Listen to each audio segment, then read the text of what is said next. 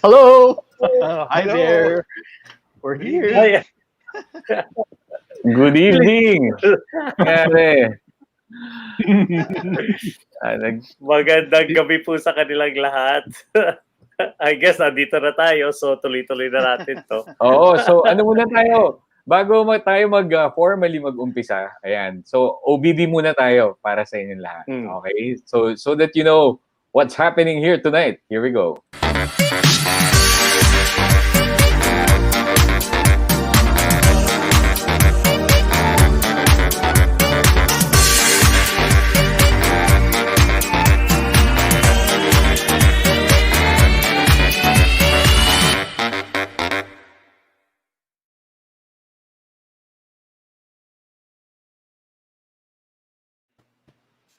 Ayun. Formal na tayo nag-uumpisa ng Practical Leadership Online.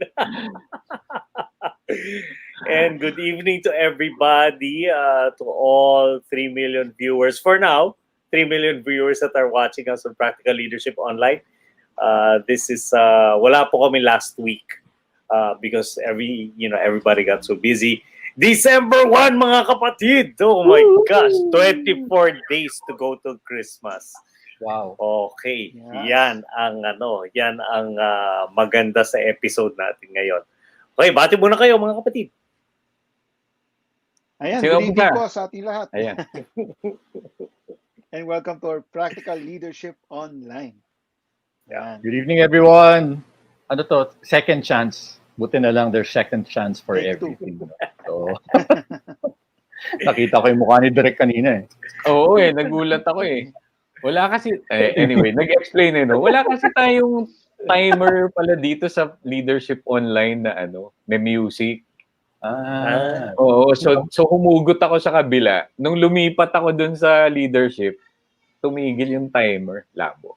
Anyway, magandang gabi po sa inyong lahat and welcome to Practical Leadership Online. So, it's so good to be with all of you tonight. Yeah. Mm-hmm. And this is going to be our season ender for season 2, and we're talking about how to well-being and wellness. Yeah. So we talked about so many things. We talked about stress management. We talked about emotional quotient or EQ. We also had a guest. Tama ba? We had a guest to talk about learning and how when we have an open mindset or a growth mindset, it really helps in terms of not just being well, but many times pati yung mga mental health issues. Yeah. So nakakatulong talaga yan. So this is gonna be episode 5, if I'm not mistaken. Episode 5. And as promised, this is a bonus episode for everybody.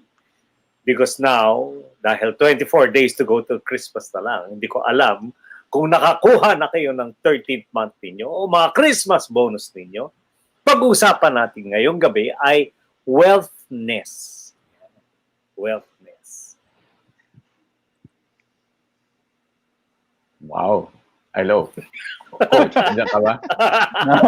Ayan. Everyone was holding their breath. Oo, parang, Moment of silence to digest the 13th month pay and you know what that means. Kasi alam niyo mga kapatid, pagka pera na pinag-usapan, iba rin Parang you need some time to reflect. You need some time to think. Di ba, ganun yun Kasi sa totoo lang, mga kapatid, this pandemic has done a lot. Mapapatunayan ni Sharon yan. This pandemic's done a lot in terms of not just our well-being, not just our health, but even our wealth generation. Sabi nga nila, health is wealth, di ba? So pag naapektuhan ng health natin, naapektuhan din ang capacity to build or generate wealth. Or generate and build wealth over time. Diba? Kasi ano ba ang mga nangyari? Sige nga, that affected income. Tanong natin, ikaw, Iko, ano mga nangyari nitong pandemic that affected income, that affected wealth generation?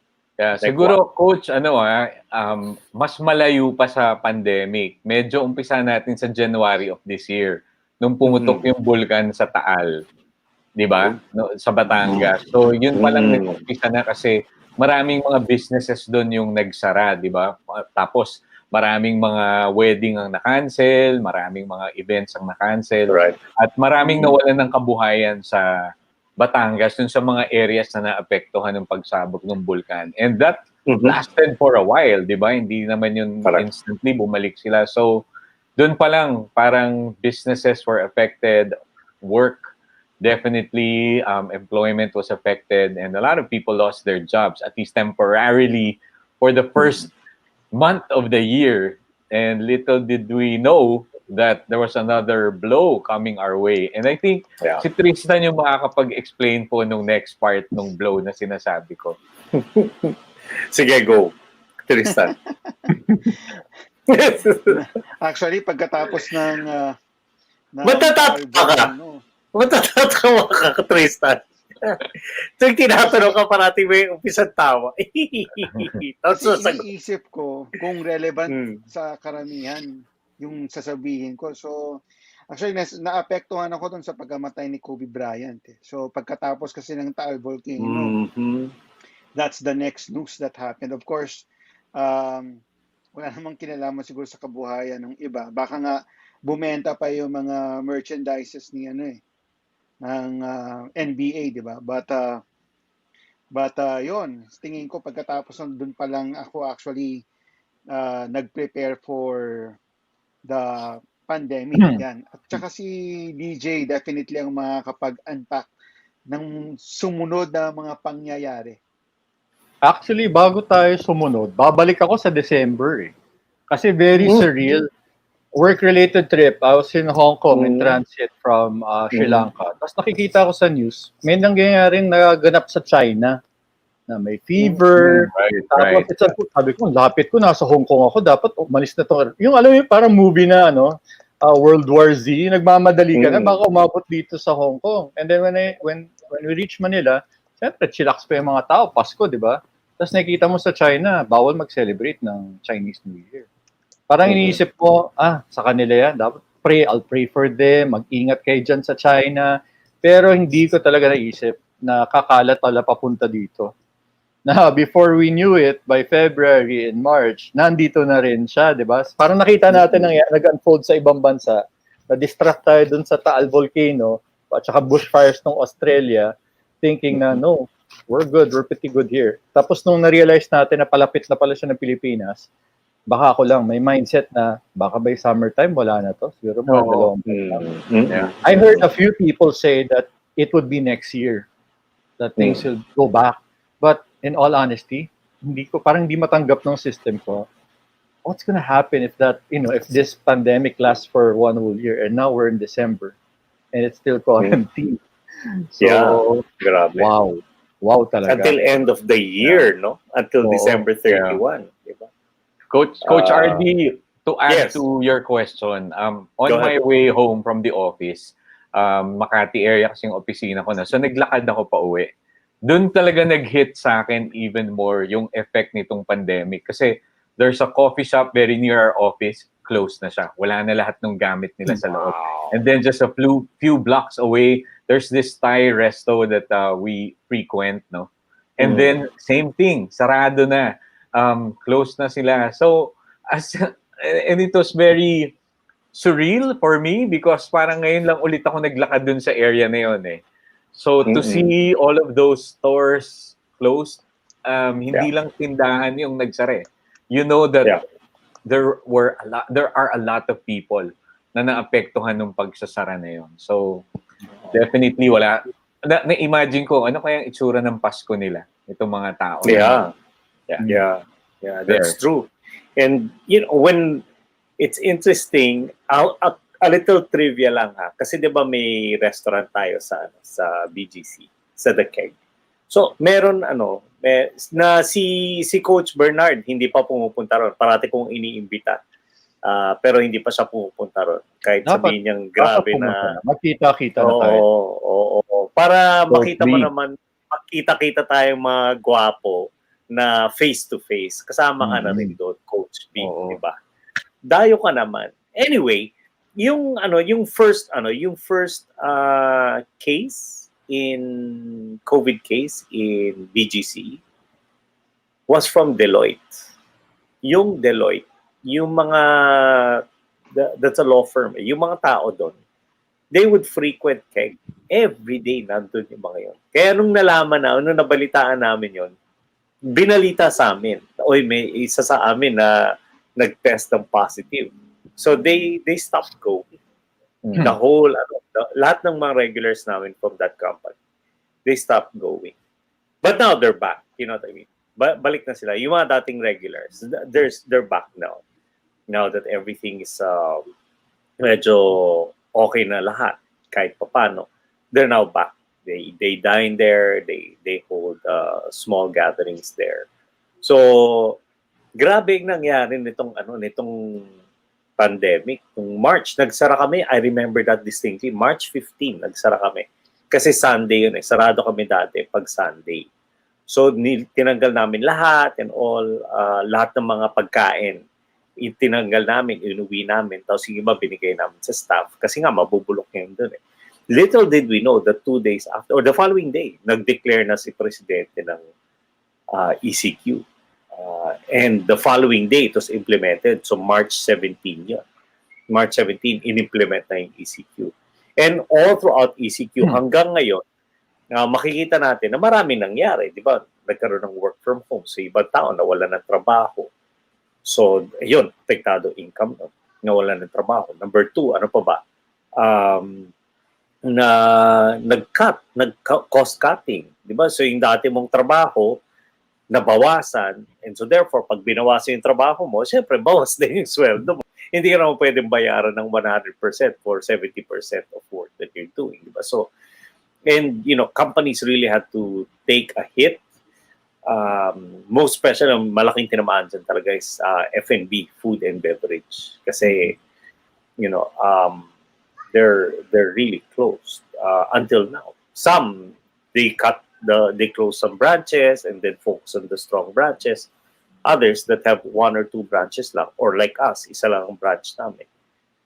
Yung iba talaga nagsara na, wala na talaga. So, a lot has happened in terms of how do we generate wealth. Kasi nga, yung apektado sa atin ngayon, kalusugan natin. So, pag apektado yung kalusugan mo and you're not able to work, you're not able to start a business, you're sick, then it affects your wealth. Nonetheless, pag tinignan natin yan, meron pa rin talagang, there's really a lot to be thankful for. For example, ako, I'm thankful that we were able to reopen our store in October. And I'm thankful that tomorrow, guess what? I'm going to Tagaytay. Because I have a live seminar. Yeah, I have a live seminar with a very known company. Very known company. I'm not at liberty to mention who, but I'm going there overnight kami with the leadership team of this company. Yeah. So lahat talagang face shield, mask, lahat. Kulang na lang mag-PPE kami. Diba? So, but it's interesting na now medyo nag-normal na or nag-new normal ng lahat. So in a way, people now have income. People now have a source of livelihood. May negosyo. Yung iba nag-work. Yung mga natin, sponsors natin sa Kape Tayo. Lahat yan, mga home-based business yan, di ba? Na gumagawa na ng pera hanggang ngayon. Diba? Ang hindi lang yata naapektuhan si Coach B eh. Tuloy-tuloy yata. Nakapagpakasal pa ng anak yan. Ha? During the pandemic, may isa sa kanya, kinasal. Favored. So, favored. So we'll be talking about wealthness. This is going to be a conversation of sorts. And I'll just share with you, just very quickly, 4 ways by which we can still become wealthy, quote unquote wealthy. So wealthness is essentially being well in terms of your cash position, your cash flow, most especially now during time of Christmas na kailangan natin ng pera, syempre. Whether that's to celebrate as a family or to, kung meron kang gustong bigyan ng regalo, di ba? Wink, wink. Kung meron kang gustong bigyan ng regalo, tulad nito mga 4 na pinapanood din nyo ngayon, na tirelessly nag-PPLO at saka nagkakape tayo tuwing umaga at saka every second and fourth Tuesday of the month, wink, wink. Kailangan natin ng pera. Di ba? So, ready na ba kayo, mga kapatid? Ready na. Okay. Apat lang. Four ways, ha? 4 ways to have more cash or to be wealthy. To have health and wealth. Number 1, first. Ito. I'm sure ita-type ni Direct Iko to eh. Ano yan eh. Gusto niya parati nakaka-capture lahat nung mga pinag-uusapan natin. Number 1, commit. Commit to your financial goals. Okay? Commit to your financial goals. So kung tatanungin ko kayo, what is a goal that you would have for 2021? Ayun, wag na tayong lumayo 2021. Saka kayo ng mga nanonood at saka mga nakikinig, share with us also, what would be, if you were to think now, what would be a goal for you in 2021? What would be the biggest goal for you in 2021? Okay. So umpisahan natin kay Lee J. Yan. What would be a goal for you for 2021?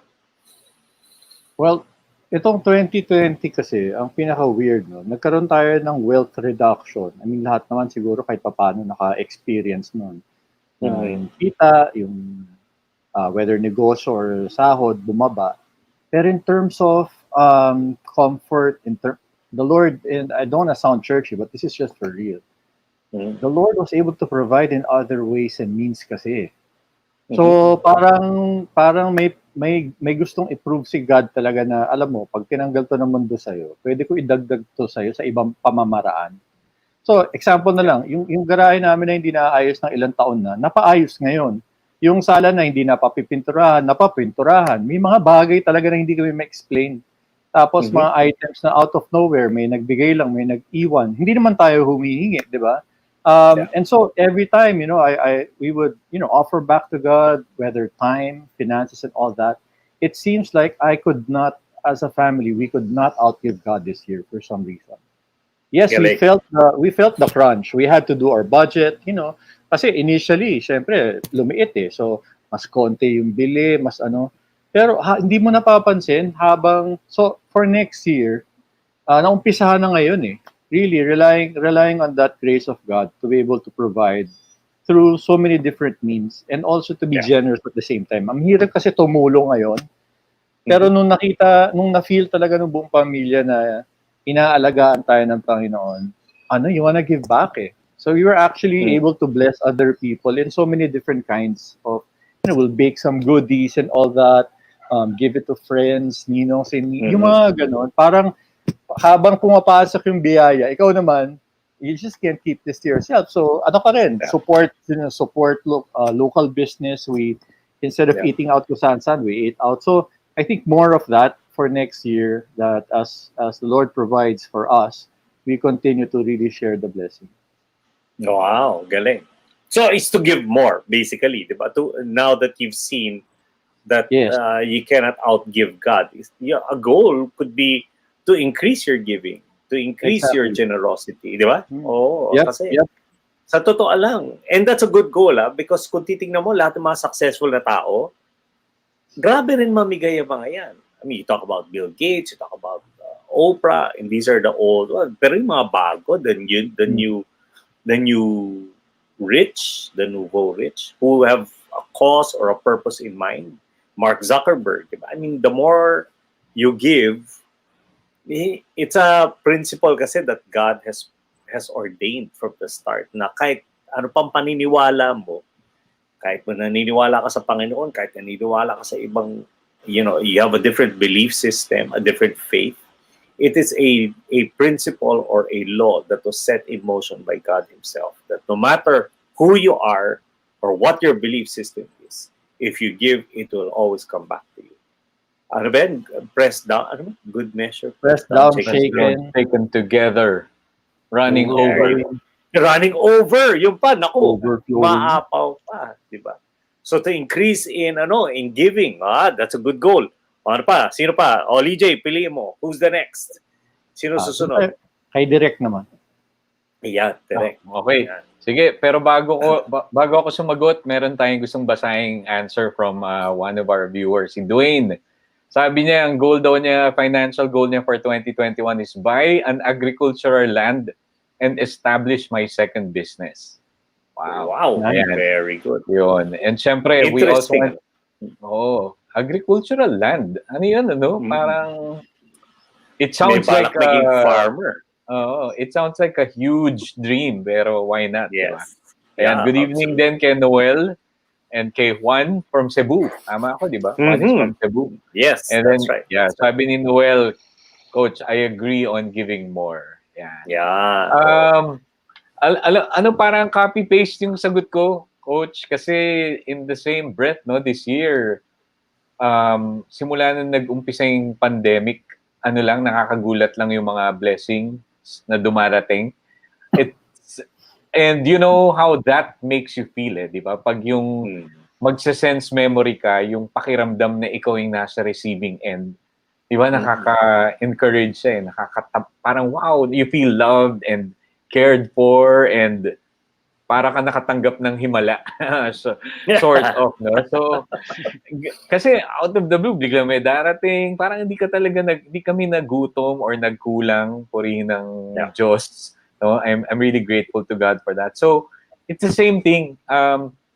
Si Mariam and I, parang si Mariam lagi yan, kunyari lalapit sa akin si M, sabi niya, pwede ba tayo magbigay dun sa ganyan? Tapos ako talaga, bigay lang ng bigay. Bigay lang ng bigay.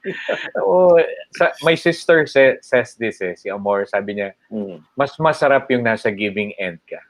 It's always good that you're on the giving end. And borrowers, ano ba tawag doon? The lendees, tama ba yun? Yeah. Give, the lender. The lender, yun. Nasa lender's end, di ba? So, I think it is also, prayer for both Mariam and I that next year we would be able to give more. Nagsulputan ngayon, di ba? Yung parang support this, support that, give to this, give to that. And parang gusto mong bigyan lahat, pero of course, di mo naman bibigyan lahat, no? Pero every time you give, without you expecting anything in return, it just really, the Lord always just shows off. You can really never outgive God. So, yun din yung aming goal next year is to give more. To give more.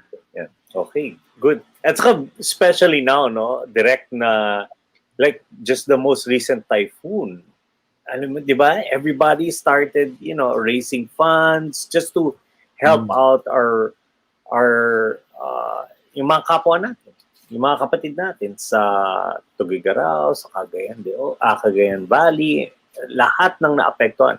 Miski nga local, dito lang sa Marikina, yung iba talaga nag-raise ng funds just to help out, just to know, dito lumalabas yung sinasabi natin bayanihan, di ba? You're helping carry the load of someone else who may have had, the worst situation. Talagang wala, tapos. They lost house or they lost, they may have lost a family member, di ba? Pero nandyan talagang suporta, tulong, di ba? Iba. Tama kayo eh. It's always good to be on the giving end than to be on the receiving end. Lalo na kung boxer ka. Di ba? Kung si Mike Tyson ka, it's always better to give than to receive. Di ba? Mas okay ikaw yung sumusuntok at pumapasok yung suntok mo kasi ikaw yung tumatanggap ng suntok. Di ba? Okay, Tristan, ikaw, kapatid. What is your goal for 2021? Parang copy-paste na lang, Coach. Yun din, ang experience ko talaga this year, namin, ni Marge, this year. Parang, we thought that na limited, pero we were surprised kasi she was able to start up a business. We were able to give out in many ways. Parang I agree with with Iko sa kapatid niya na it's always good to be on the giving end rather than the receiving end. So, tsaka not to be churchy too, katulad ni Pastor ni Lee J. Alala ko kasi yung scripture sa Genesis 26 na Isaac planted during the time of famine and yet God blessed him 100-fold. So parang that's a promise Marge and I were actually holding on to this year na it's Yeah. not because of what we do or who we are, and we are really expectant to receive more from God, not because of what we have done or what we can give, but because it says in the word na He will bless us. So yun, Yeah. I'm excited Very actually for good. that. Nice. Thank you. And the reason why I asked what the goals are for 2021, kasi kahit anong goal ang ilagay natin, at saka importante pala, by the way, magplano. Hindi porket we wish that 2020 will be gone. No, it's not that way. It always has to be, we're glad that we're moving, we're happy that we're moving into 2021. But also the question is, what's the plan for 2021? Saka kailangan planuhin na natin kung ano yung gusto nating gawin sa 2021. Bakit? Dahil lahat ng goals natin, kakailanganin natin ng pera. Di ba? Where do you plan to travel again in 2021? Pag nagbukas na lahat ng bansa, for example, and we can now travel. Kahit local, it doesn't have to be international. Kahit local, bukas sa Boracay or nagbukas na yung probinsya ninyo, and you can travel already. Then, of course, you'll need money for that. Everything. I wrote down here, financial goals are important because money is not the end, but a means to an end. So, it's not purely the accumulation of wealth. It's really, why do we need to accumulate wealth? Because we have a bigger goal in mind. Because we have a bigger purpose for our finances. And I think if we keep focused on that,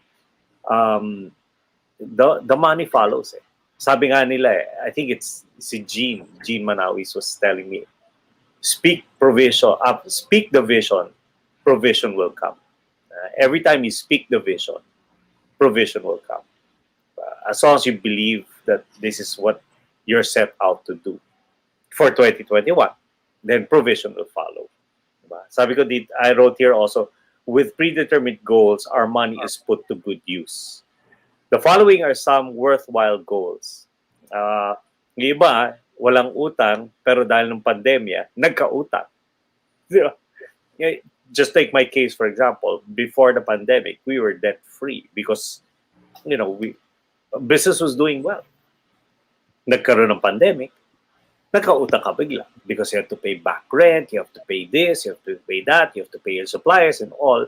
So it's something that is manageable. However, I want to go back to that. I want to go back to being debt-free because it's easier to sleep at night when you know that you're debt-free. The good thing about this is all suppliers, everybody nowadays are willing to negotiate. Even the banks, they're willing to negotiate on repayment of your loan, your car loan, your housing loan, or your credit card loans. They're willing to renegotiate because it's better that people pay a little than they don't pay at all. So being debt-free is a goal.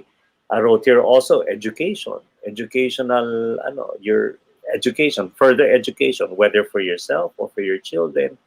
That's a goal also that you might have.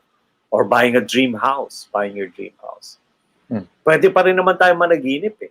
Pwede na pa rin naman we can still dream. Who's to stop us from dreaming of buying our dream house? Investments, making investments. Or maybe futures. Yung sinasabing futures, you take a look at what's out there and start taking a look at how do you now plan to buy this for the futures. Diba? So whether that's insurance or you put your money in an instrument that will earn you more money. Diba? So those are some of the goals that's important. Pag sinulat mo na yan, sabi nga nila, you have to start committing to it. Because when you commit to it, you're magtatabi ka ng pera dyan. The reason why we're able to travel is every year for our anniversary. The reason why we're able to travel, my wife and I, is not because money is overflowing. It's because nagtatabi kami year after year. When we come back from the trip, we start saving again for the following year and the following year and the following year. So that's why it's important to plan what's your goal, plan it out, and then plan out also how much you will save to make sure that you're able to achieve your goal when the time comes. Yeah. Importante yan, discipline, your daily disciplines. I'm interested lang ako kay Dwayne. Maybe Dwayne, you can share with us. Establish your second business. What is your first? Sorry. You are in IT, right? IT audit. I remember we asked you that one time, one morning. I think that was King who asked you that one morning. IT audit. So I want to know what kind of business are you looking to get into next? What is your second business? Kayo ba mga kapatid, wala kayong balak palaguin yung mga businesses ninyo? Kunwari, sige, kahit sino, mauna na, kahit sino. Coach, sige, go ahead. Yeah. Well, as for me, really it's a full-time ministry that I'm doing. It's more of my wife was business expansion plans. Yeah. She does nutrition coaching and health coaching, and because of the pandemic, it's actually opened more doors for her to have clients. Kasi puro Zoom lang eh. And because of that, one opportunity leads to another. She actually is currently joining another team with something different naman, which is also online based. So I think the pandemic has opened doors for several online opportunities. And you build upon what you're already doing and your contacts, you're building your network. So sa kanya, dumadami rin and dumadami kahit papano. I used to do this before. And now I think that mantle has been passed on to her. And for some reason, because of the network that she has created, it seems like there are open doors for that. So ang focus pa rin talaga online eh. And I guess it's also to be safe. Ang hirap talaga nung face-to-face. So during this season like this, the more you can do things paperless, electronically, dun siya nag-focus. Kasi nga, homeschooling din ever since before naman yung ginagawa ni Right. That's for us. That's what the plan is for us for next year. Nice. Wow. So may expansion plans na pala kayo. So, Yes. Good. Very good. Si Dwayne, no? IT Enterprise Equipment. Okay. Support. It's a support business to his current one. Nice. Very good. Ikaw, Tristan, anong balita? Mayroon bang plans to expand, ano ba yan? Food station online? We can't hear you.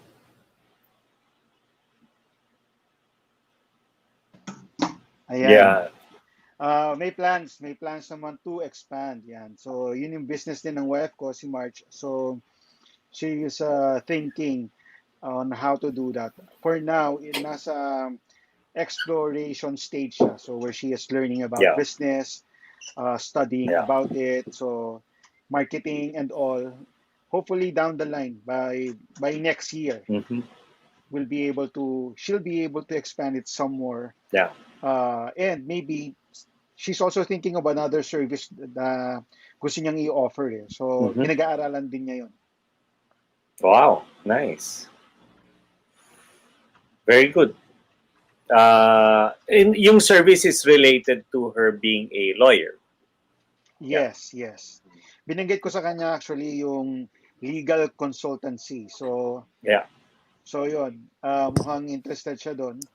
So, she's looking for ways on how she can be better equipped para doon sa line na yun. Yeah, that's good. Good. Ikaw, umiiyak ka. Sino yung umiiyak ka? Kaya ako nag-mute. Si Elijah. Si Elijah. Okay. Sumali. Gusto sumali. May golden siya daw next year eh.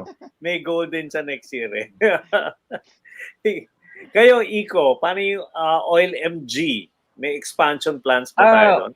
Wala naman. For OilMG, we talked about that several times already ni Em. For her, it's really more of a like a hobby and part ng advocacy lang ni Em yan. Parang to really help because she has, it's a tried and tested ang tawag ba dito, health support for her and our friends who have tried it. So for her, it's really more support lang. It's in terms of business in there. But ako siguro my answer would be, I was just talking to my siblings kanina and really thinking of starting a business here.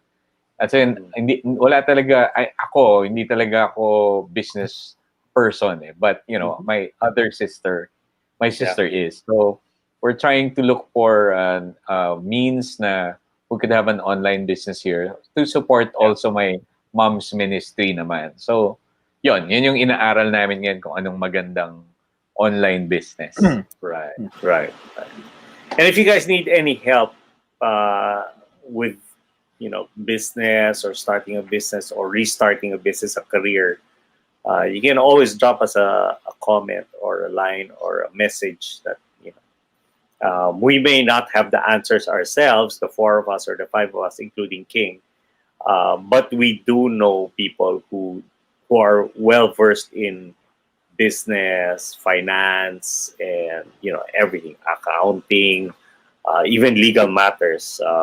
We have a good network of people who can help out. So please use this platform for you to. This is all for free. We're not earning anything from this. This is all for free. For as long as we can help you out, achieve your goals financially, personally or relationally, then we have accomplished our mission for practical leadership online. Yan. Diba? So, pero hindi pa tayo tapos mga kapatid. Baka kalain ng mga tao, hindi nagpapaalam na yata sila. Hindi pa tayo tapos. Una pa lang yun. Number 1 pa lang yun. Number 1 pa lang yun. Okay? Always remember mga kapatid, ganito lang yan. A goal is a dream with a deadline. That's a simple definition of a goal. It's a dream with a deadline. So once you have a dream of how 2021 looks like for you, put a deadline to it.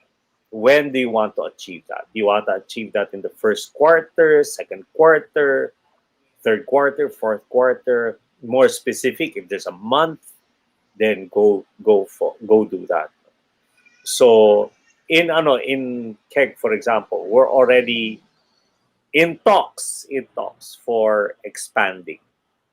At a time like this, yes, we're already talking about expansion in the north. It's not yet final, but I just feel I liken business today like surfing. And I've mentioned this many times before. Like when you surf, you have to paddle out to catch the wave. And paddling out, I'm not a surfer, but my daughter is. She's an open water surfer, longboard surfer, the eldest. And paddling out is not easy. You'll have to struggle. You have to paddle out. Then you have to stand up to get your balance, to catch that wave. But when you're able to catch the wave, and you're able to ride the wave, guess what? It will be smooth sailing later on. So in the same manner, I'd much rather paddle out now. I'd much rather struggle now. I'd much rather, kumbaga sa gera, I'd much rather get into war now. So that when things open up and things are better, at least I'm ahead. So we're looking at that already. And it's not easy, most especially when you're in debt, when you have bills to pay and you have very little reserves in the bank. It's very hard to look at expansion. But I'm always open. I'm always taking a look at what's out there, what are other opportunities that are out there. Because remember, in every crisis, there's always opportunity. And you look at the successful people. Look at all the successful people. They started something during the time of crisis. Henry C., for example, started his first store was opened during martial law. His second store, the second biggest one, was opened. North EDSA was opened during the time of EDSA Revolution. And then during the crisis, he was penning already the number 4 largest mall in Asia, which is Mall of Asia. So parati pagka may crisis talaga, may opportunity na nakikita ang marami. I mean, all of us see an opportunity. Sa talagang makikita natin yon and go pursue it. Oh, anong sabi ng iba? Tristan, bago tayo magpatuloy. Sabi ni Sir Lex, yan, great advocacy there, meant to empower people whose hope may have dimmed because of this lingering pandemic. Keep on keeping on. Yan, galing. Si D naman, sabi niya, 2021 goals are to expand our logistics business, save for our house renovation, upon turnover, and good health. Woohoo! Yan. At saka si Miss Boots, may tanong siya, Coach. Good evening. I have been in consulting work for about 15 years now, but there's an offer to go back to full-time work. If it happens, maybe work for 5 to 7 years. I have not yet thought what to do with what I'll earn from that. And any recommendations or investments?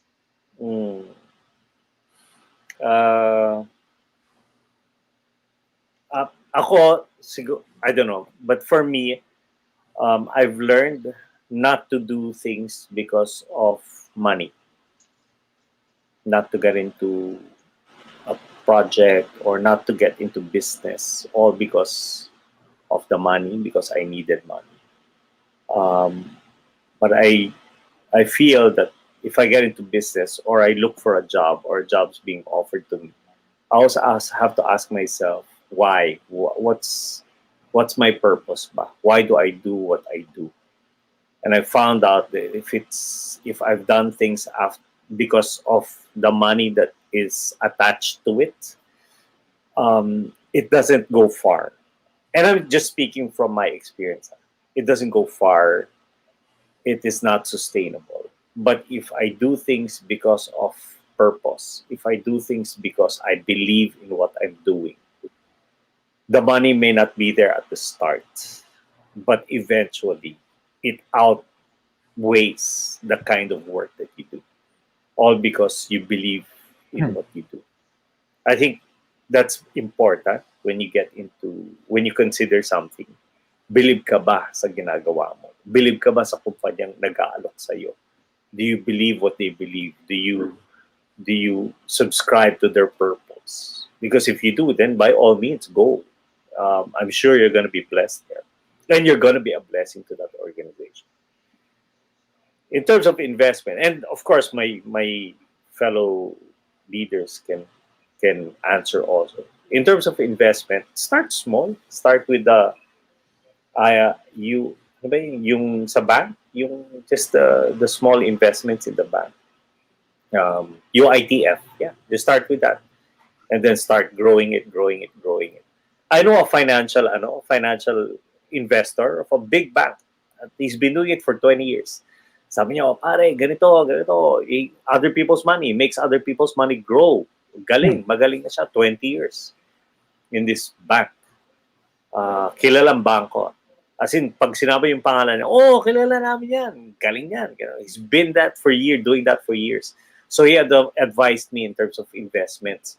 Sabi ko, it's a good investment. Well, how do I invest? So he was talking about all these things, terms that sometimes I couldn't understand. Tapos sabi ko, sandali. So ikaw, ano yung investment mo? No. Sabi ko, ano yung investment mo? Ano yung investment mo? Sabi niya, ako? Tinatanong mo pa ako kung ano yung ini-investan ko. Sabi ko, ikaw, ano yung investan mo? Ano sabi niya? Time deposit. Sabi ko, you make other people's money grow. Pero ikaw, time deposit lang. Sabi niya, there's nothing wrong with that. I mean, that's not my money kasi may pinapaaral pa ako eh. Hindi ko i-invest yung pera para sa anak ko. Diba? I'll put it in a safe investment. Total, ilang taon pa naman yan eh. Bago paggamitin yung pera, pang college niya. So I'll invest it now. Sure, steady, slow. Ganun lang. Tuloy-tuloy lang. The key is consistency.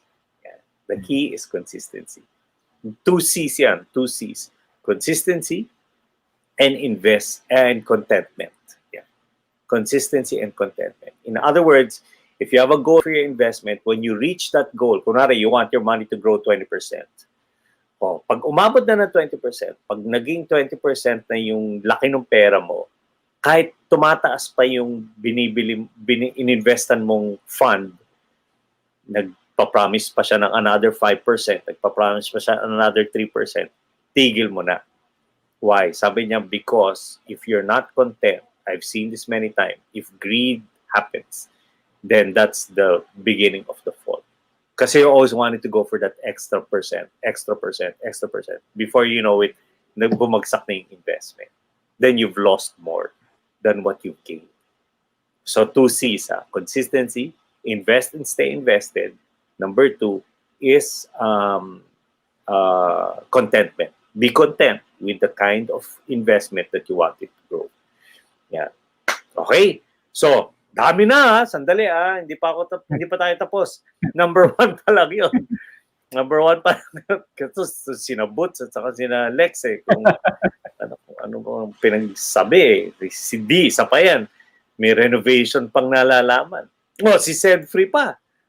Meron pa sinabi si Sedfree. Ang sabi ni Sedfree, direct.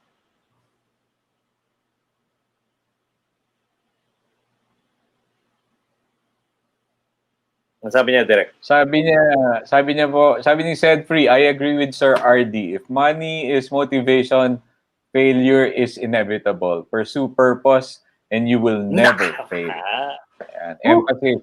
Emphasis Ayan. on never. So, dyan po nagtatapos ang episode natin ng Practical Leadership Online. Okay, number 2. Pangalawa, ito na. Number 2, agree on the non-negotiables and the negotiables of your budget. Okay? Ulit agree on the non-negotiables and the negotiables of your budget. So, importanteng i-underline natin that a budget is a tool. Okay? It's a tool to help you earn money. It's a tool to help you save money. So, when I say agree on the non-negotiables and the negotiables of your budget, ano yung mga non-negotiable? Ayan. Sige nga, tanong nga natin. Ano, LJ, ang mga pag tinignan mo yung... sandali, tanong ko muna kayo. Sino sa inyo ang may budget? Home budget, budget sa bahay. Okay? LJ, okay, Tristan. Okay. Kayo ang gumagawa ng budget, guys. O si Mrs. ang gumagawa ng budget. Okay. Sa amin ako. Okay. Good. So alam naman natin ang budget, di ba? So, ang budget is income less... Paano nyo ginagawa yung budget? Sige, tanong ko na lang kayo. Paano nyo ginagawa yung budget nyo? Direct, paano nyo ginagawa? Ikaw, how do you what are the components of your budget? Sa amin yung kumbaga sa business, meron kaming overhead expense. Mm-hmm. Okay. Yeah. So, siyempre, yung ina-allot na namin yung para sa mga expected namin na mga bills for the month. Yeah. And then a portion goes to our savings. And siyempre, that's after tithes, after our giving and whatnot. Yun. Tapos, the rest, yung mga, if we have excess, we save it. Tapos, hindi rin naman kami, parang meron din kaming certain amount that we allot for yung mga wants naman namin. Ayan. Yeah. Good. Ikaw, Tristan, paano mo ginagawa budget mo? Ang non-negotiable lang, it's after tithes and offerings. The rest, so we manage it na lang ng mga, kung ano yung, of course, yung bills, and then may fund para if ever na may kailangan i-bless, mga ganon. So, honestly, this year, since because of the pandemic, so living in the margin talaga. So, and then the rest by faith, yun, Lord. Paano tong next? Kasi parang hindi ko din alam kung paano. Si Lord ang may hawak ng budget, hindi ko alam kung paano niya pinagkakasya lahat eh. So, Totoo yan. Oo. LJ, ganun ka rin ba? Income less expenses equals savings? Pretty much the same. Offering sa church, una. Tapos may for savings component. Not really that big. Pero out of sight, out of mind eh. So meron siyang small portion. Hindi sa huge amount of wealth. Pero alam mong automatic na yun, hindi na dumadating sa akin. Diretso na sa bank. I wanna thank our HR at work for doing that. And then, daily, weekly, and monthly consumables. Siyempre, nauna yung mga pagkain. Yung mga pag tinanggal mo, dedo ka. So, pagkain, tubig, food supplements, all that. Then, pababa dun sa electricity, sa water and all that. And then, syempre, nandun yung mga debts natin. May mga car payment, school payment, yung mga pwede mong i-amortize or pwede mong going monthly, quarterly, or by annually. And then, the goal, syempre, is to have savings whenever possible. Apart from the front end. So, may naka-front end na, ano lang yun, bigay ko na yung amount para hindi, 500. Yung mga ganun, 500. Yeah. Limang Starbucks lang yun. So, pag may natira pa sa dulo, yun na yung second savings na yun, kumbaga. Yes. Pero lately, I agree with Tristan, medyo mahirap kasi lumaki din yung capacity for eating ng aking mga anak. So, hindi mo naman pwede i-diet yung mga anak. Kami pa siguro dapat mag-diet. Pero sila, sige, kain lang kayo. Oo. Kaya pala pag nasa keg ka, yung isang tamarind chicken na pang family, kayong dalawa lang ni... Gutom po kasi kami. Sa bahay kasi pinapakain namin sa mga anak namin eh. So sa labas, para kami patay gutom. Kain tayo. At saka, direct talagang pag nakita mo yung tamarind chicken, pag natapos itong dalawang Lian at Lijay na to, kahit pusa, hindi matutuwa dito.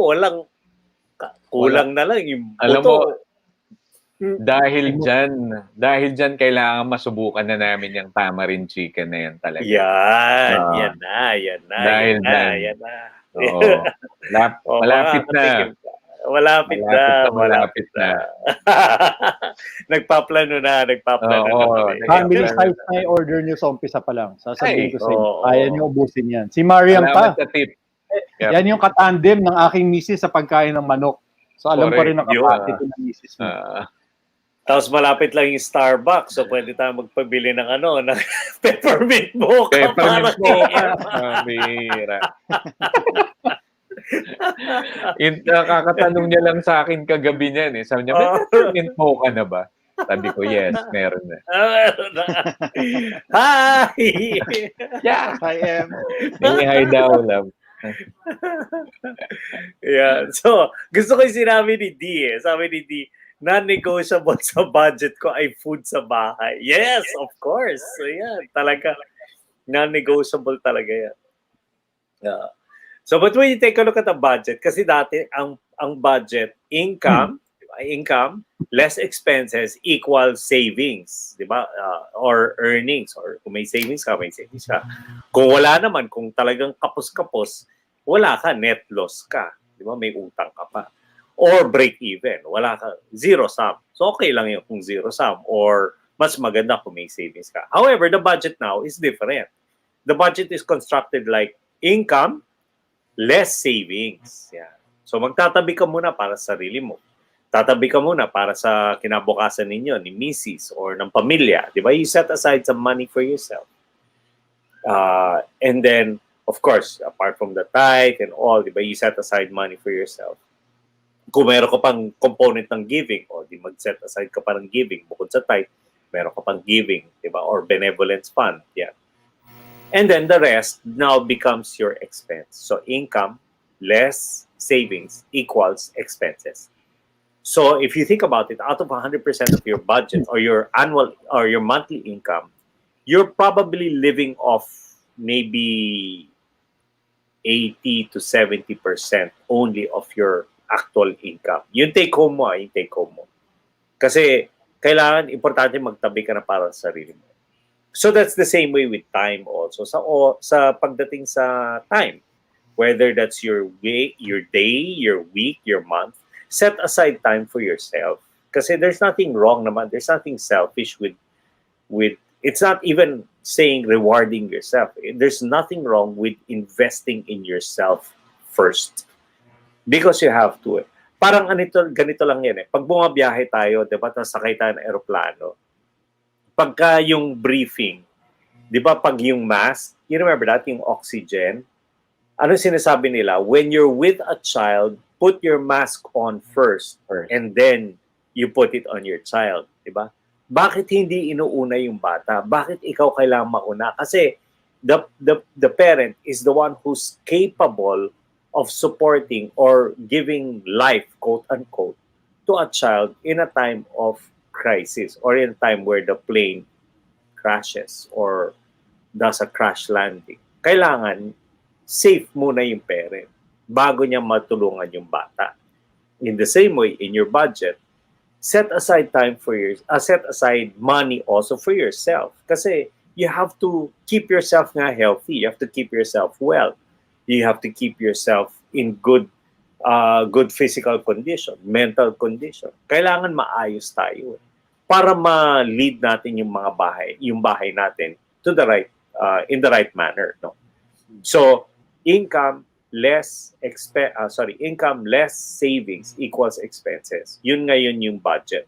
So what are non-negotiables? Non-negotiables are these are items in your budget. No matter no matter what, whether you stay in your house or not, kung nagbakasyon ka, magbabayad ka pa na ng renta. Tama? Magbabayad ka pa rin ng kuryente, magbabayad ka pa rin ng cable, magbabayad ka pa rin ng telepono, magbabayad ka pa rin ng tubig. Those are what you call your non-negotiables. Kasi yan talaga, kahit anong gawin mo, buwan-buwan binabayaran mo yan. Or debt. Let's say, for example, you're servicing your car. You're paying installments on your car. Kahit di mo gamitin yung auto mo, babayaran mo pa rin naman yan sa bangko, di ba? So those are the non-negotiables. Then the negotiables are yung peppermint mocha ni M. Yan. Negotiable yan. Kasi pwedeng wag na munang bumili ng peppermint mocha kung gusto niyo makatulog sa gabi, di ba? Okay yan. Negotiable yan. Yung tamarind chicken, non-negotiable yan. Di ba? Kasi kailangan mong kumain. Kailangan mo ng masarap na pagkain. Tama ba, LJ? Hindi siya luxury. Tama. Yan Hindi siya essential. luxury. Essential. Di ba? Essential siya. So, but you know what I mean, di ba? You know what I mean? When you take a look at your budget, yung mga negotiable, pwede mo nang bawas-bawasan yung mga yan eh. Para dumadagdag din siya sa savings later on. Dumadagdag siya doon. Yeah? Budget deficit tawag doon. Correct. Correct ka doing. Budget deficit. I wrote some things here in terms of budget. No? Stick to your budget. Sticking to your budget is not easy. But necessary if you want to see more money at the end of the month. Diba kasi yung iba, they have more money at the end of the month. Others naman have more month at the end of the money. Diba? Hindi ba tapos yung buwan, wala nang pera. Haba ng buwan. Yun ang tinatawag na, ano ba yan? Petsa de peligro. Yan ang tawag dyan. Petsa de peligro. Pag sinabing petsa de peligro, ibig sabihin nun, manipis na ang ginagastos nila dahil wala. Papunta pa lang sa sweldo. So, it's important for us to see how we can use the budget as a tool to help us generate wealth. Next, save up 3 to 6 months worth of your budget. Not your income, your budget. Okay, save 3 to 6 months worth of your budget and put it into an investment. An investment meaning an investment that you can redeem overnight. So, UITFs are the same. Yan, sa bangko. Pag sinabi UITF, lalagay ka ng pera dyan, yung 1 month mo, worth of budget, lalagay mo dyan. So, palago ng palago yan. Diba? The more money you put, the bigger the interest becomes. But the UITF naman, pwede mong i-withdraw yan. Redeemable ang tawag doon. So, you just tell your bank, oy, kailangan ko yung pera tomorrow. So, before 12 noon today, magsabi ka na sa kanila, by tomorrow morning, the money will be in your account already. Yeah. So, importante lang malaman yung mga ganun. Okay? And then the last, in terms of the budget, is stick to your budget until it becomes habitual. stick to your budget until it becomes habitual. Yung titingnan mo parati yung budget mo, titingnan mo parang may pera ka pa ba, kaya mo pang ganito, di ba? Kasi it's really a very good tool. It's not, hindi parusa yung gagawa ka ng budget. Why do I have to stick to a budget? Why do I have to be disciplined? Why do I have to do this? Because if you really want to achieve your goals, if you want to have more money, then you're going to have to use tools available to you, and the budget is one of them. Diba? May sinasabi si D. Sabi niya dito, pwede ba magpa-deliver ng tamarind chicken na yan? Of course! Of course, D. Oh my gosh. Oh my goodness. You will not.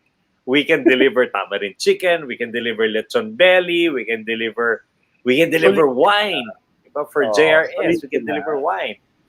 Sulitin mo na. Diba? Lahat na pa-deliver mo. Pero yung buong keg. Hindi lang pwede pa-deliver yung buong keg. But I'll send you the menu and we can deliver to you. Oh my goodness. Kahit ako pa mag-deliver. Nax! Service din. Special delivery. Okay. So, number 2 yun ha. Number 2 is agree on your negotiables and your non-negotiables in your budget. Number 3, dalawa na lang. Tapos na tayo. Number 3, service your debts diligently. Yan. Service your debts diligently. Aim to be debt-free. Okay.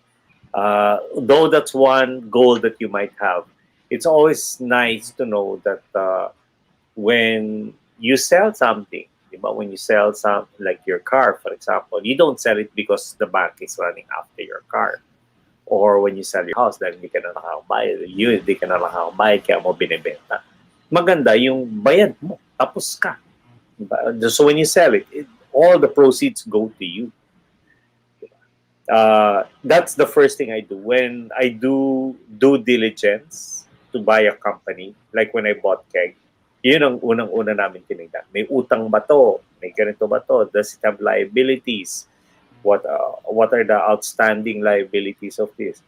Kung supplier lang naman yung outstanding liabilities, that's part of business. Okay lang yun. That's normal course of business yun.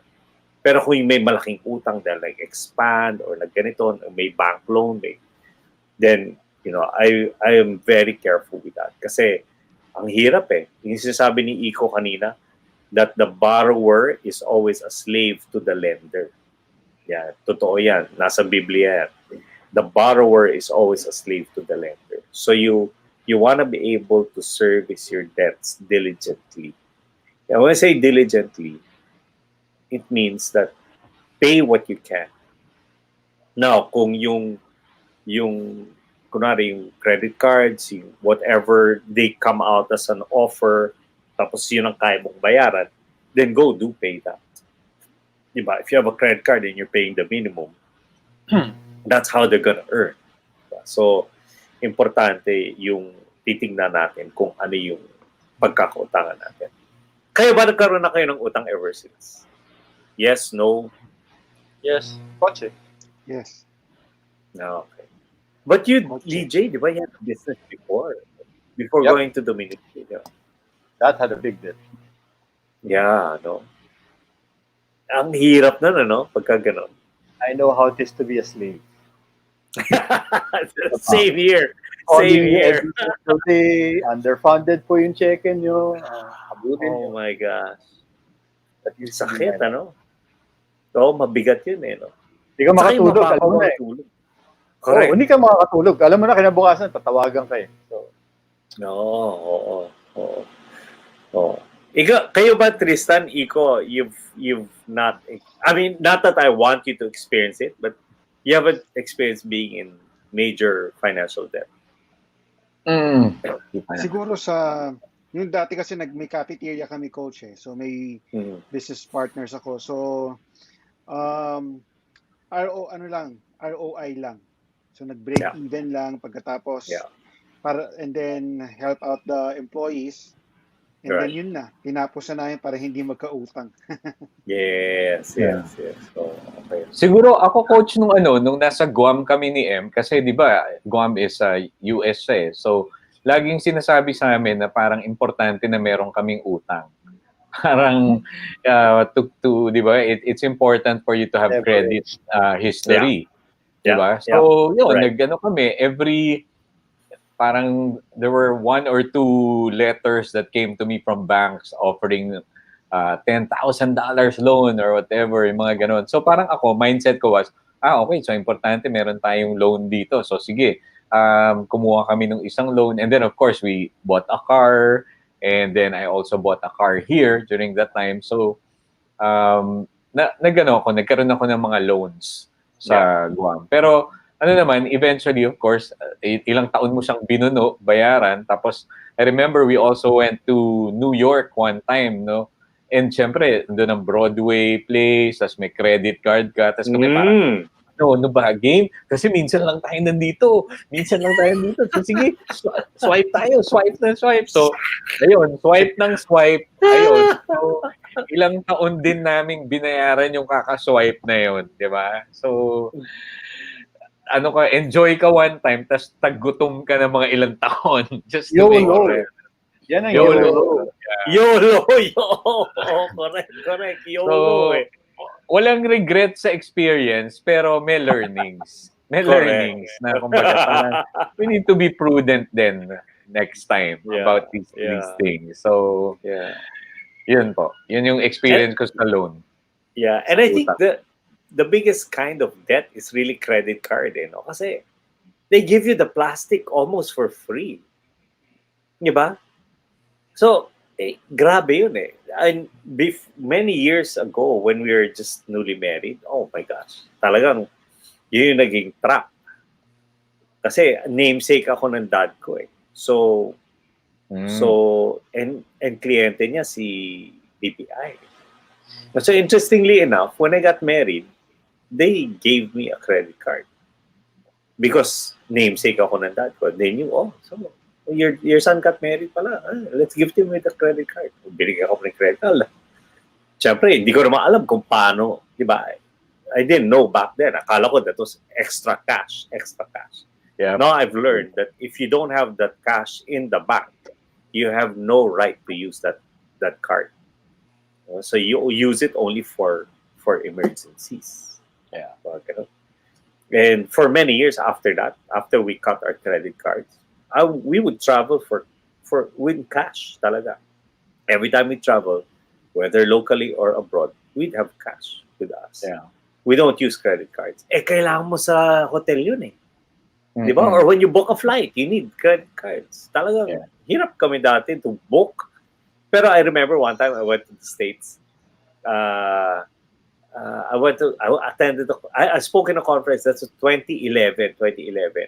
So I didn't have a credit card at that time. So dala ko cash. Talagang in my pocket was dollars, cash. So I went to the hotel. I was booked in a hotel. So when I went to the front desk, sabi ko, can I help you, sir? Sabi ko, I'm here for the conference. I'm a speaker of the conference. Sabi niya, can I have your name, please? Sabi ko, so I gave my name. Sabi niya, okay, so, you're billeted in room da-da-da-da-da-da-da. Okay, sure. So, can you check me in? Sabi, yeah, fine, I'll check you in. So, check-in na ako. Tapos, tinanong ako, sabi niya, can I have a credit card, please? Sabi ko, well, I don't have a credit card. Sabi niya, that's a problem. Sabi ko, why is that a problem? Sabi niya, because we need your credit card for any incidentals that you might have while your stays with us. So I go, I understand that, but what happens if I don't have a credit card? Sabi niya, well, you're gonna have to pay a deposit. And sabi ko, how much is the deposit? Gumanon siya sa akin, no? He leaned over the front desk. Sabi niya, $1,500, sir. Gumanon siya. So, di gumanon din ako sa kanya. I leaned against the counter. Sabi ko, only? Only. Yun eh. Sabi niya, yes, sir. Sabi ko, okay, I'm gonna give you $1,500 in cash. Just for safekeeping. Sabay. Labas ako ng gano'n, no? $1, $2, $3. Akala mo, magbilang ka. tagwa $1 yan. Kala mo, kapal ng bulsa ko, yo. Nagkaroon ako ng scoliosis kasi tabingi yung upo ko sa eroplano. Ang haba, 22 hours in flight. Nakaganon ako. Sabi ko, bigat naman ito. So, no, but I paid him in, I paid him dollars. Sabi ko, this is $1,500. So, nung kinukuha sa akin, ang higpit ng hawak ko parang ayokong bigay, di ba? So, bitaw ko na gano'n. Pag bitaw ko na gano'n, sabi ko, I'm coming back for that. I'm coming back for that. Talagang, wala naman talaga akong gastos kasi as a speaker, of course, they pay for everything, di ba? So, it was there for safekeeping. Pero ang maganda kasi noon, every time we travel, then we travel with cash. Pagbalik namin, yung talagang alam mong nagbakasyon ka dahil wala kang utang pagbalik. Di ba? Right. Kasi pagka sanay ka masyado sa plastic, pag bumalik ka, tapos dumating na yung bills, hala, naku, kayod ka na naman. Di ba? The borrower is always a slave to the lender. Di ba? So, we slave every 15th and 30th just to pay off our credit card bills. Yeah. So, but I understand, in the States, talagang they encourage that. You have to, really live by plastic. In fact, titignan ka, pagka bumili ka ng kotse na cash, titignan ka ng gano'n. Siguro, drug dealer. Parang gano'n eh. Oo kasi they launder their money. Whatever. Pero I agree, Coach, no? Ngayon, ang naging principle ko dyan, kasi dahil nga nag-experience ko na yung parang ang tagal mong binabayaran yung credit card. Ngayon, ang wisdom ko sa credit card is, unang tatanungin ko sa sarili ko parang, okay, meron ba ako, available ba yung isa-swipe ko? Is that cash readily available for me? Na pag nag-swipe ako, kasi sayang yung points, pero pagka-swipe, bayad ka agad. Yun na yung naging parang wisdom ko ngayon with credit card. Kasi ano rin siya, like you said, di ba? Pang-emergency rin siya eh. Pero kung outright purchase, that's what I ask first. Parang may cash ba ako na pambabayad nito kaagad? And when the answer is yes, then I use the credit card. True. At saka you'll need it eh. Kailangan mo talaga siya for travel, for whatever. Especially nowadays. There's really wisdom. Yeah, there's wisdom in it lang talaga. Just, I have nothing against credit cards. It's just that it's better for me to do things cash. Sometimes even check kung kunwari, let's say a supplier comes around and says, how do you want to pay it? My team will say, or my kahera will say, sir, issuean niyo na lang ang check. Sabi ko, issue ako ng check we have the cash naman ready. Para tapos na. The item is ours. You don't have to think of popondo ako pa yung check and all that stuff. No, just pay them in cash. And then, ikot na ng pera. Okay na. Na-double mo na yung pera mo. So there are other people who are saying something about credit cards, like si Erwin. BJ, ang sabi ni Erwin? Papahin ko na. Si Arnie actually yan, yung wife niya, ginamit yung account ni Erwin. You can also fund the credit card ahead from what you save from the travel and stick to the budget. Para baka for safety purposes, di ba? Hirap naman na yung milyones katulad ni Coach Arnie. Malaki. Maganda. Puro $1. Sige. Kala ko sinampal mo siya eh. Ito ang 1,500 mo. Okay. Si Said Free, meron din siya sinasabi. Sabi ni Said Free ay yan. Sabi niya, Mr. Plastic Fantastic is one of the biggest liars. It makes you think you are rich when in fact, it's not your money you are spending. Yes, correct. Saka when you pay the full amount, inis na inis sa'yo yung credit card company o yung banko. Kasi wala silang kinikita sa'yo. If you pay the minimum, naku, favorite ka niyan. Favorite ka niyan if you pay the minimum. Kasi doon sila kikita sa outstanding mo di ba? Yeah. So pag sinabi mo, no, I'll pay everything. Gosh. For the longest time, we had one credit card, 20,000 lang yung credit limit. For the longest time, di kami i-increasean talaga. As in, hindi. Kasi pagkagamit namin, the next banking day, bayad agad So walang kinikita sa amin yung bangko. Inis na inis sila sa amin. Okay. Ano sabi ni Boots? Bago tayo maghuli. Na last point. Okay, sabi po ni Boots, I only own one credit card for big purchases only and would always pay in full and not just the minimum amount. Very rare in late payments as I don't want to be penalized. Very good. Yay! Tama yan, Boots. Thanks for the wisdom. Yan. Okay, ito, number 4. Meron din ako papakita sa inyo dito, number 4. May isi-share screen ako. Okay, so number 4 is, so recap lang, no? Number 1 is commit to your financial goals and plans. That's number 1. Number 2, agree on non-negotiables and negotiables in your budget. Number 3 is service your debts diligently. Aim to be being debt-free. And number 4, the last is harness the power of compounded interest. Yeah. Harness the power of compounded interest. Kasi, mga kapatid, compounded interest, the concept of compounded interest will either work for you or against you. How does it work against you? When you're in debt, compounded interest works against you. Kasi nagbabayad ka ng minimum lang dun sa credit card mo.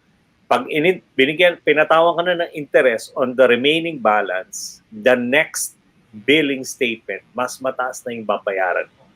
Penalty yun. So compounded interest is working against you at that point. But it will work for you if you're on the savings and investment side.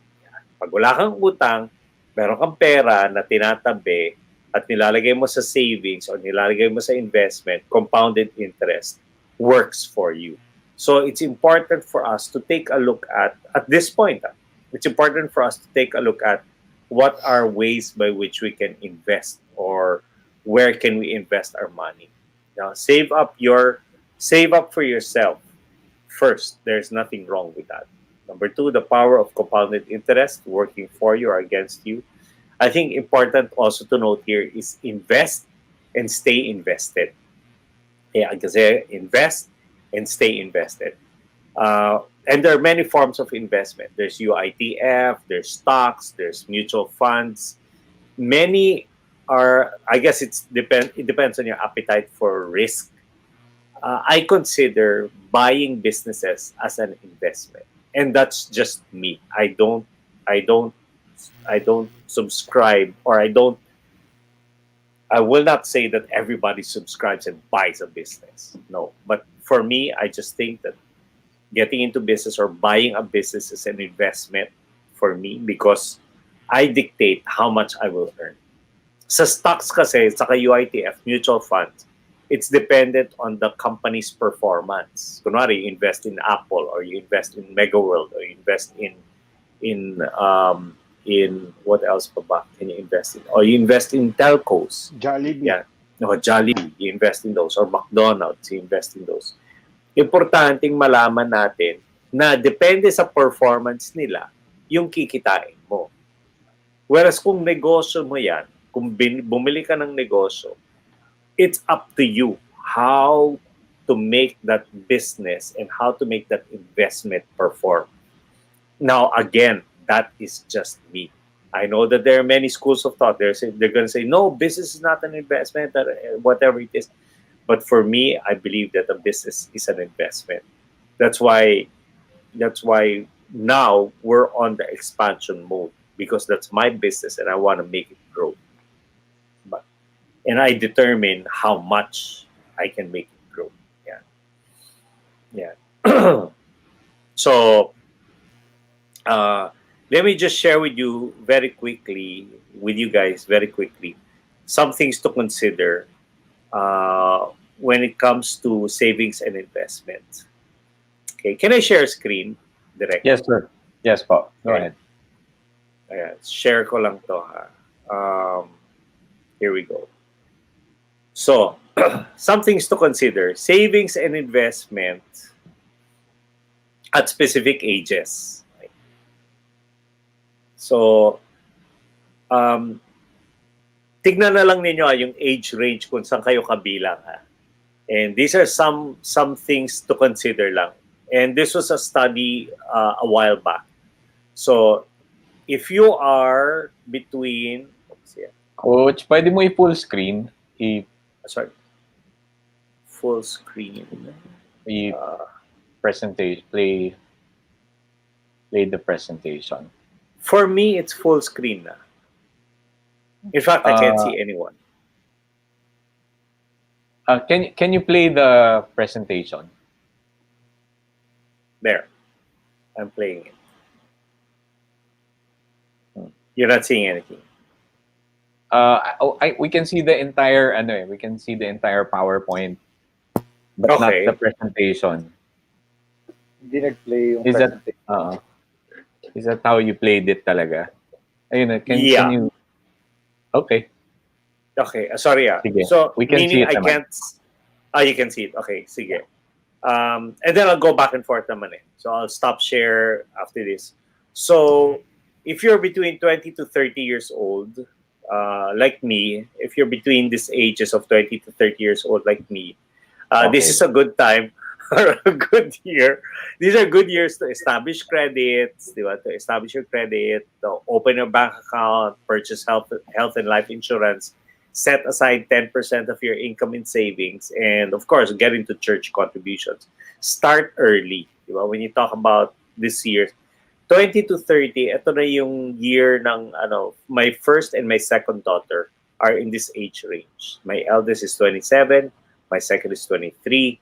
So my eldest has already established her credit. In fact, she went to the States. She lived in New York, so she has established credit there. She already has a bank account, including my second daughter. Actually, all my kids have bank account na. In trust for lang yung mga bata, yung mga less than 18 years old. Purchase health and life insurance, meron na rin siya. So they set aside 10% of their income for savings, and then church contributions. A little tip lang for fathers. A little tip lang for fathers. When my kids went to college, ang ginawa ko sa kanila, yung allowance nila, every 15th and 30th, nakadeposit sa account nila. Para college pa lang, meron na silang sense of sweldo. Meron na silang sense of being paid a salary. Kasi every 15th and 30th na lang yung pagpasok ng pera sa account nila. So they learn to budget that. And if they want to go out on a weekend with their friends, they have to budget their money para may pera sila panglabas sa weekend. Kasi if they want to go out, they're not gonna ask money from me anymore. Diba? So yun yung mga age ng gano'n, 20 to 30. So those are the things to consider. Okay? Next. Share screen ulit ako ha. Here we go. There. So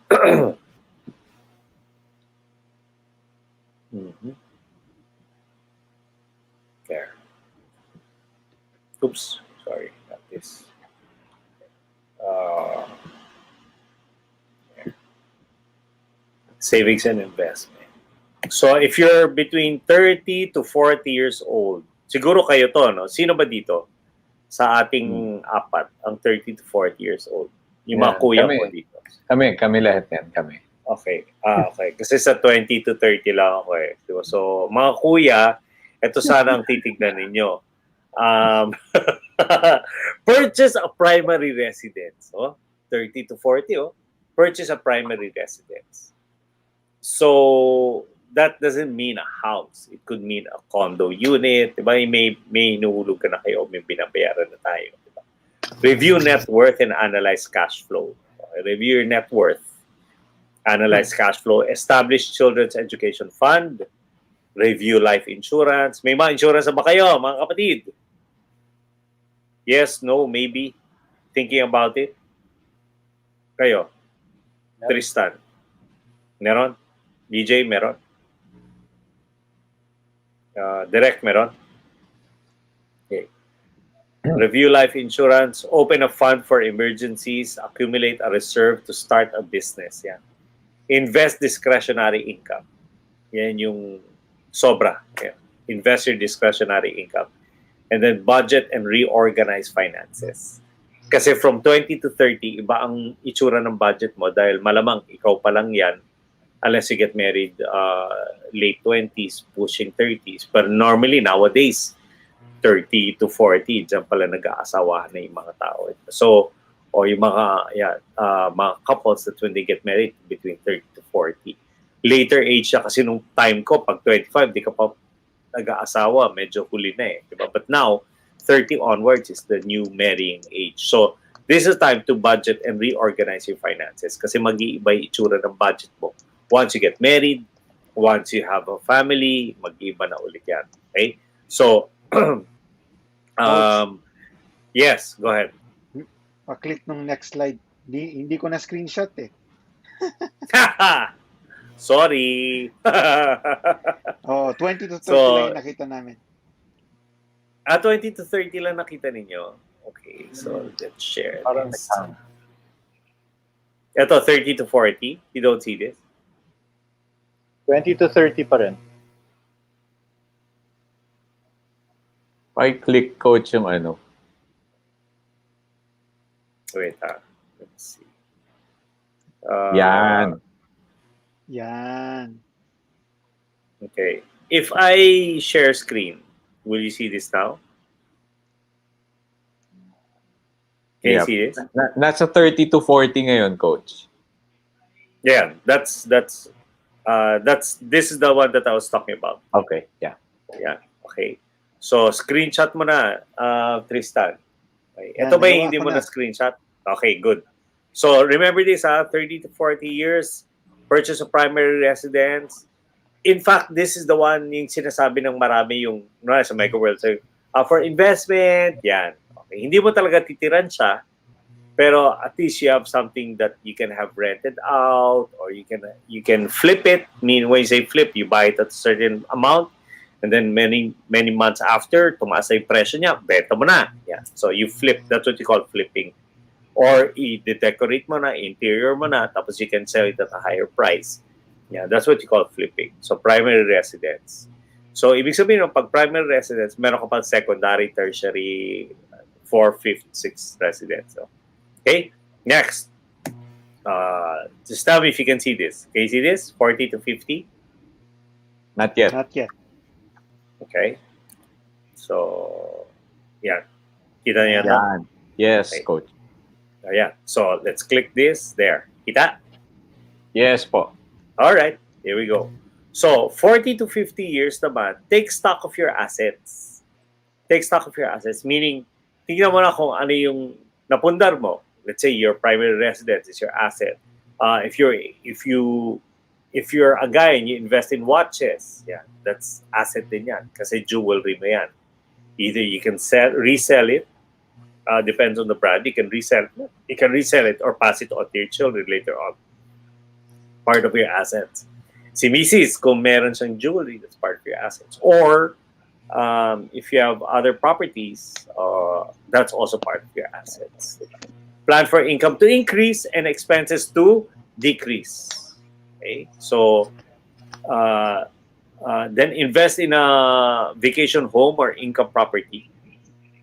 Invest in tax-free investments such as treasury bonds and the like. Review and revise your will. If you have not, kung wala ka pang will, like me, I don't have a will yet. But I have to take a look at that already. And then plan to travel. No, dito pa lang plan to travel. Of course, if you can travel because of work, why not? Diba? Get every opportunity to travel because of work. And then you stay a little extra. Maybe a day or two.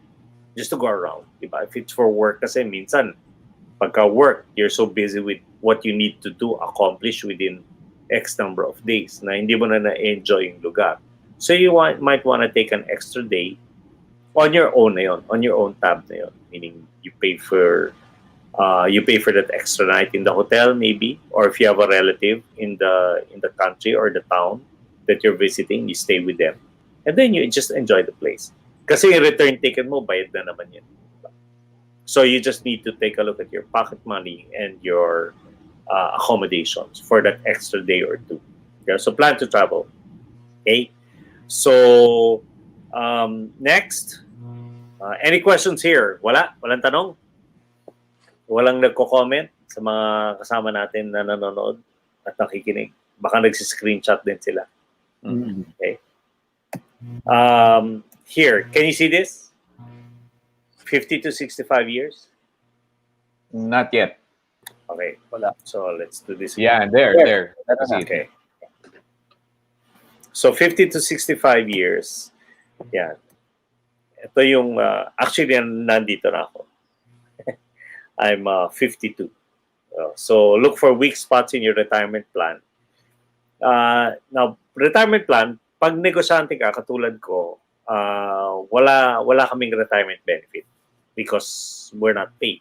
I own my own business. So, I have to create my own retirement plan. So, I have to save up for that and all.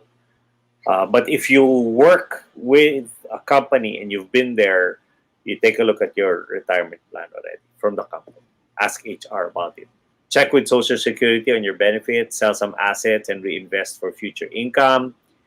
So yeah, kung kunwari, meron kayong namanang lupa, di ba, sa magulang ninyo or family member or tito-tita, pinamanahan ka ng lupa, and you're not really a farmer, you don't have any use for it, you might want to take a look at selling the asset and then reinvesting it for future income. You might want to sell that land, that farmland or agri-land, and then buying a unit or a house that you can have it rented out. Future income yun. Evaluate whether you retain your home or purchase a retirement home. Yeah. So my parents, what they did was our house, our ancestral house in Quezon City, they sold that kasi all of us are married na. It was only my sister that was living with them. So they sold that house and then they moved to our condo in Green Hills. So it's still a part of the family property. Pero mas maliit na siya. So if they decide to travel, lock up and go na lang sila. They'll just close kasi may security naman. Lock up and go. It's so easy to maintain for them. So ganun sila. But they did that later on in life. Think about relocating, review life insurance, check your health insurance coverage. Yan, kasi medyo may dumadaing-daing na pagka ganyan mga lumalabo yung mata, parang gano'n na yung tingin, pag nagbabasa ka, gano'n na yung pagbasa mo. Diba? So, kailangan alamin mo yung health insurance mo. And then consider early retirement. Early retirement now is 55. Mandatory retirement is 60, 65, I think. And then revise your will. Okay? So, these are some things that we want to consider. Even if you're not at that age yet, we want to be able to consider that because you want to take a look at the future. Diba? Ano ba yung, if you can do that already now and plan for the future, you're way ahead of everybody else. Okay? And then the last is, here, the last is this. Ito na yung retirement. So, yeah, retirement years. Yeah. So, when you talk about retirement years, ito na yung 60, 65 onwards. Medical care and emergency funds. Work part-time if possible or necessary. So, retirement meaning consultant ka na. My dad was an architect, very active. When he retired, he became a consultant. So, what he would do is he would be hired by an architectural firm for his signature. Kasi nga, very accomplished siya. So his signature, that's all they needed from him. Meaning, he'd go there, he'd check designs, he'd say this, he'd fix the design, and then the team would revise the design. Once it's okay by him, once it's okay by the client, then he signs off the plan. And then after he signs the plan, he goes to the cashier and collects his income. Galing, ano? It's like, wow, when I grow old, I want to be like you. Sabi niya, matagal kong binuo tong pangalan na to. So take care of your name because your name will bring you places. So work part-time if possible necessary. Shift assets to reinvesting. Enjoy investment earnings. Review your will and estate planning. Establish a living trust and avoid estate taxes. Yan yung for the retirement years. Okay. So, That's it, guys. That's basically Wow. what how do we become healthy and wealthy? It's not easy, but we have to start now. We cannot we can't do it and wait until later.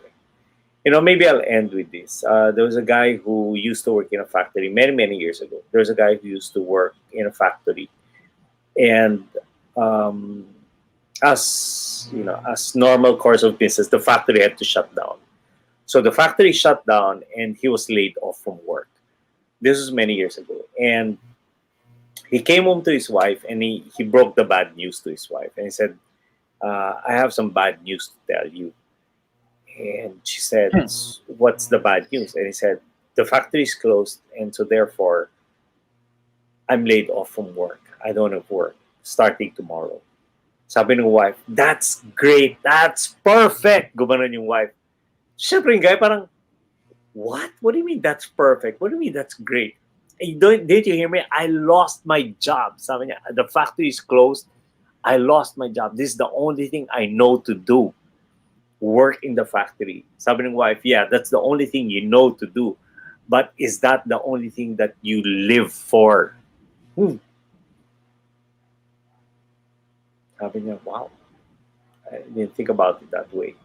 Sabi niya, "You know what? This is a blessing in disguise. I mean, now you can go back to what makes you come alive, which is writing." Mahilig pala siya magsulat. He likes writing. Sabi niya, "You don't understand. It will take so much to write something, to proofread, to have it published, and to even sell. Where are we going to get the money to do that? How are we going to live without my job as a factory worker?" The wife said, "For what?" She goes inside the room. She goes under the bed, and she pulls out a shoebox. And she puts it on the dinner table. And when she opens the shoebox, it was filled with cash. The shoebox was filled. Alam mo yung nirol yung gano'n, tapos inipit, yung siksik ang shoebox ng pera.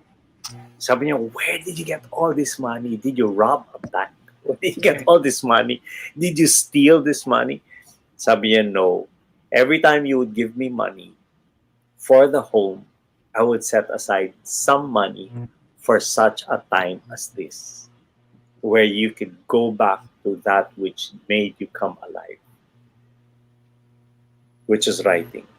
A year after, he wrote his first book, The Scarlet Letter. And that's the story of Nathaniel Hawthorne, the author of The Scarlet Letter. Interesting, Had the wife not saved up that amount every time she was given money, he wouldn't be the writer that he was meant to be. Galing, So start today, ladies and gentlemen. That's wealthness. Maraming salamat po sa inyong lahat. Yeah. So, yun. So that ends our season for ano ba yung title ng season natin? Haba ng title ng season natin. Absent yung may memorize yung title. I'm sure nandito yan. I'm sure tonight na ni yan dito somewhere. Hanapin natin. Ano ba sinasabi ng mga kasama natin? Season 2. Yun! Importance of balancing stress and being well. Yes. So ito yung bonus episode natin, Wealthness. Yeah. Anong sinasabi ng mga kasama natin? Meron lang po nag-thank you yan. Sabi ni Sedpri yan. Thank you, Sir RD and company. Yan. Of course. You're welcome. Yep. Sabi niya kanina na natuwa ko din sa pinost niya. Meron daw siyang 3 policies. Wow. Ooh, nice. Oo. And sabi naman ni Mia Ascalon, invested interest. Iba, meaning ni Doc Mia. Doc talaga! Ito si Tess, lagi natin kasama. Hi Tess, good evening to you. Yeah. Good evening. Oo. Wow, that's Coach, I wanna thank you kasi ni-screen cap yung ko yung appropriate sa age ko, which is 20 to 40. Yes. Sinama na yung 20. So it's a good reminder. It's a good reminder. Parang tumawa na lang yan. Hindi, magandang reminder sa babalik-balikan ko yan, and I think after this conversation, our coaching tonight, I'll show it to Mariam also para we can assess and see kung ginagawa ba natin to, dito na ba tayo. So, thank you. It was, alam mo yung parang feeling mo okay ka, pero magandang makita rin visually kasi parang, it's good to be reminded na meron pa pala tayong mga hindi lang siguro natin napapansin, pero kailangan nating pagtuunan ng pansin. So, thank you. Thank you so much. It was very helpful. Na-screen You're cap. all welcome. Yeah. You're welcome. And this is screenshot na. So this is Coach. this is really something that I think and we learn by experience. Many blunders that we've done in business and many bad investments in the past. Oh, of course there were good ones, but you really learn a lot when it hurts. And most especially when it's money that's involved, that will really hurt a lot. I mean, that's why, in the Bible, it's only money that God compares himself to. But you can serve both God and money. Ganun yun eh. Parang wow. Kasi money has the power to change people. God has the power to change people as well. Money has the power to influence. God has the greater power to influence. So, importante talagang malaman natin yan. We're not a slave to money because that doesn't make us well. But we're the masters of our wealth. We know where to tell money to go. Then by doing so, you know that you've gained a certain wealthness. You're wealthy in health. Yeah. Okay. Ano ba sabi ng mga kasama natin bago tayo magwakas? Pastor Tristan. Yung kay Mia, kunin ko na. Sige. Kay Mia, I just realized I was still in the 20 to 30 age level when I should have been in the 40 bracket. A lot of catching up to do. Napaka-humble naman ito ni Doc Mia, Doc Ned. Parang ako mag-assess sa inyo. Parang di kayo dyan. Parang kami yan. Yun din yung realization ko. I think to some people, they saw the slides and they said, medyo delayed. I think more than just seeing the planets, you can start now. Okay, maybe you're delayed, but do something about it now. And that's what I got. Start wherever you are. Kung nasa 20 to 30, if feeling 20 to 30 ka rin dapat, you'll have the energy, then start. Diba? At least for me and Dian, we're gonna start now. Kung nasa kami bracket. 20 to 30 nga. Nandun kami. Yep. That's absolutely. Okay. Ikaw, Tristan. Yung sabi ni Doc Mia, kung nasa 20 to 30 siya, feeling ko tuloy elementary lang ako eh. Oo nga. Parang mas marami pa akong hahabulin. But I thank you, Coach. So thank you for the learnings. Actually, it's also a reminder. Natouch ako dun sa story mo eh. So, galing ng story sa dulo. In real life, I guess si Marge yun for our family, no? So, little did I know, nagsisave pala siya ng pakonti-konti. So, because of that, yun, meron kami nagagamit ngayong time ng pandemic. Yeah. So, hi, shout out to my wife yan, kay Marge. Yeah. Nasa ilalim. Then nasa poste ng isang leg ng kama nila. May alkansya doon. But it's amazing how our wives really know how to save. I mean, it's amazing. Alam mo, si Miss V, meron siyang maraming mga secret pocket yan sa bag eh. And sometimes she puts money there. Kalimutan. And then later on, many months or minsan years after, when she opens up, I still have money here pala. May mga ganun siya eh. yung kalimutan wallet or kalimutan zipper, yung you put whatever 500 pesos there or 1,000 pesos there, then zip it, and then you just forget. You know, when the time comes, then you start checking. Uy, meron ko pala pera dito. Amazing how much they save. They're able to save. So shout out to our wives for Yep. being good stewards of our finances. Oh, along with us. Yeah. Yun. Okay. So, mga kapatid, 9:45 na. Nag-overtime tayo. Sorry. Special Alam ko. edition. Special edition. Yeah, this is the Year-ender end. kasi. This is the end of our broadcast for Practical Leadership Online. Well, we're going to give an update whether we're going to do a Christmas special, but this officially ends season 2 of Practical Leadership Online.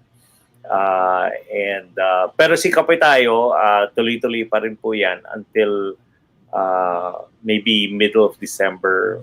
We will also take a break because we need to refocus on the reason for the season. Yeah. So for me, I will say goodbye for now. I'll say see you maybe next year. Who knows?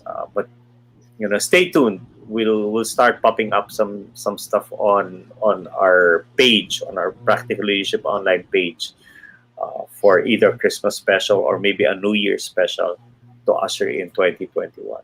So for now, I hope that you're all well, you're all healthy, and keep safe, ladies and gentlemen. Thank you so much for tuning in with us, Practical Leadership Online, from season 1 to season 2. You guys have been really great, and of course to my co-captains and to my co-leaders, thank you so much for always being there. You guys are truly inspirations to me and to many others out there. Maraming salamat, mga kapatid. Yep. Kayo na, paalam na kayo. Ako na. Hindi ako yung dulo. Again, as we end 2020, it was great growing with these guys, together with all our viewers who have been some of the greatest inputs I've seen during our comments, even beyond what we actually discussed. And all these tidbits really fed my input, learner, strategic, at lahat. So apart from our coaching group, with all the information that Ms. Boots, Mia, Noel, everyone here said free, even yung sa kape tayo, sobrang busog na busog yung mga learner input streams ko. So thank you. You personally, you guys, everyone, including our viewers, you have helped me grow to be a better person this year because of all your input. So thanks, guys. Really mean it. Ayan, Okay, ako ako na naman yung next. Ako na next.